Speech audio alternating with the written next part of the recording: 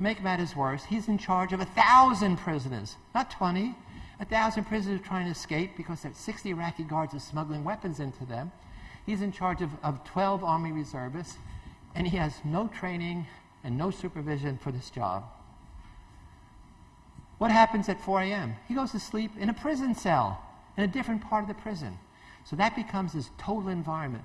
Robert J. Lifton calls it a total situation, and those are the conditions under which somebody can easily turn, because all of your rewards, all your information is locked within that system. That's what every cult wants to do, is they want you to be in a total situation, break off your contact with your family, and so all your rewards, all your information comes within that group. Total job burnout. Even worse, the place is under constant bombardment. The British told us, don't use that prison because across the street is a housing project. And what they do is they're shooting grenades and mortars, and Abu Ghraib has these huge towers, perfect sighting. 5 soldiers and 20 detainees were murdered there. So every time you go on the job, there's a chance you could die. So what I want to say is, before he went down to the dungeon, he's exactly like a guard in the Stanford Prison Study, with less intelligence. Good, normal, average. And they put him in that situation, and he became, if you will, a monster like the others. So what happens when you take him out of that situation? Is there any lingering thing? So I bring him to my home with his wife, Martha, give him a nice Italian meal, give him my baseball cap, get to know him personally. Normal.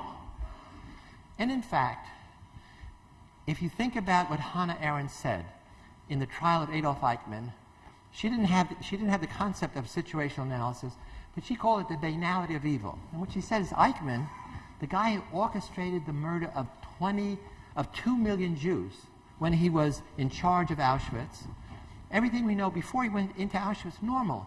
And now she's saying, we see this guy on trial, and not only does he appear normal, but the psychiatrists who interviewed him, tested him, some of them said he's more normal than me. A family man, a father, a husband. And it's only when he was in that situation where he had a job. The job was a very difficult one. How do you eliminate 2 million Jews in a few months? And so he was in charge of the train conductors. He was in charge of the engineers building the crematorium. He was in charge of the biochemists creating the gas. He was in charge of the disposal of the remains. He was in charge of the dentist who took out the gold from teeth. He was in charge of all of these things, which are very difficult, very complex. And while he was in that situation, he did the job with meticulous efficiency, as did most of the Nazis. And then, when it was all over, he's now this normal guy. So the banality of evil that Hannah Arendt talks about, and I'll mention in a minute, is that Eichmann looked like anybody's uncle, anybody's brother, anybody's father. And she said, that's what's terrifying, that he's terrifyingly normal. That we want to believe evil looks like the pictures that John Hanson showed. It looks like the devil, it looks weird, it looks like the cartoon characters. What's frightening about evil, it looks like your next door neighbor. So very quickly, what was his military trial? He was discharged dishonorably, got 8 years in prison. He's now a prisoner in Warehouse Road. They stripped him of his 9 medals publicly. They took away 22 years of his retirement pay, so he's absolutely broke. And his wife has divorced him because they're now broke and disgraced. So who's responsible for maintaining these conditions that you saw? Use of dogs to induce fear. They call it fear up. Nakedness of prisoners. Extreme stress and fear imposed in various ways. Sleep, food, and sensory deprivation. Concealing illegal practices of International Red Cross observers. That top list, those are part of Donald Rumsfeld's 8 list that he sends to Guantanamo, that General Miller at Guantanamo brings to Abu Ghraib and tells General Sanchez with a finger, these are what you got to do. And I have it documented in the book, not only the actual memo, but the dates and time. As I said, there are 21 murders. Not Chip Frederick. All of those procedures were in place when he got there. What did they do? They did the sexual thing. They did what our guards did. They added that little element, and they took pictures and put themselves in the pictures. I have a whole analysis of trophy photos in the book, which I think is fascinating. And the parallel I draw is with photos of lynching of blacks in the South and Midwest for 100 years. And you know what? Not only did people lynch blacks, they took pictures of themselves with blacks, women hanging from trees. And in many of the pictures, there's little kids pointing up, little girls in those angelic-like dress. And even worse, they made postcards of it and sent it to their friends saying, "You missed Saturday's barbecue." And those postcards stimulated the postcard industry in America. And again, in my website, I have actually a video clip of those postcards. It was Rumsfeld, General Miller at Guantanamo, and General Sanchez at Abu Ghraib. So let me just take 5 minutes to say, how is the system implicated in this? Let's go to the reports. These are by generals. The generals are supposed to look at who is responsible. And what they do is, General Fay is one of the generals, he says, military intelligence who ran Tier 1A. Tier 1A was the interrogation/soft torture center. All detainees who they thought had actionable intelligence were brought to Tier 1A.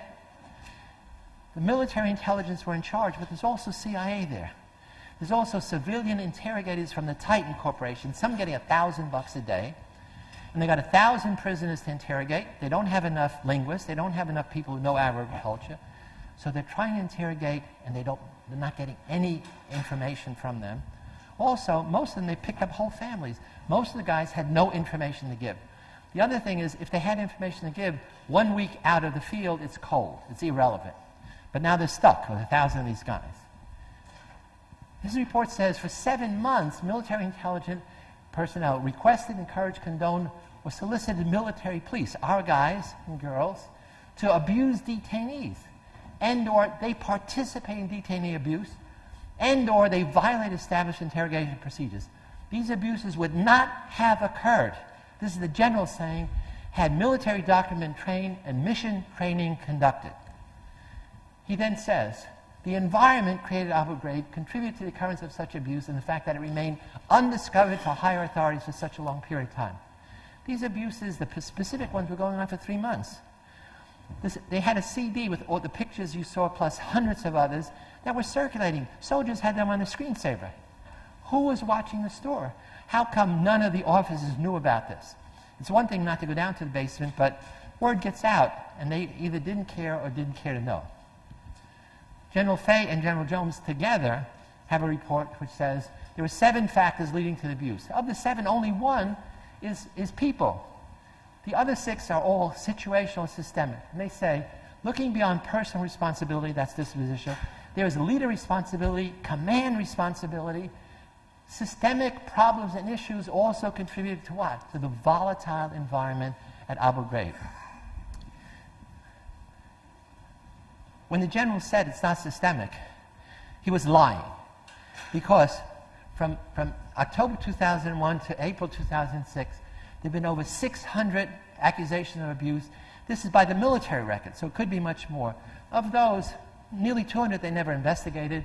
They investigated 400. Of the 400, only 54 were found guilty, 10 got a 1-year sentence, 30 got less than that, and all of the officers get administrative reprimands. That's a letter saying, don't do that shit anymore, okay? Brigadier General Karpinski was the only one who was lowered in rank, and she was an Army reservist. She was not a real soldier, and that's why they dumped on her.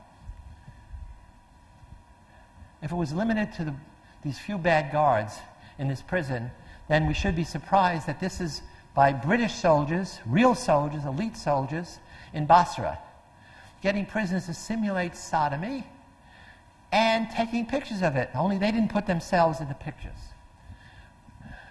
If it was, if it was not systemic, then how do you account for the fact that in Guantanamo, female interrogators used sexual lures to get confessions? Meaning they took off their blouse, they made the guy, they rubbed their breast in the guy's face, they did lap dancing, they pretended to smear menstrual blood on the guy's face, and then said, you know, you're going to be embarrassed because we're not going to let you wash, you're going to have to go back to your cell with menstrual blood, in order to get confessions. This is documented in a book by Eric Sarr, who was a translator, and says, this is what I observed, this is what I took part of.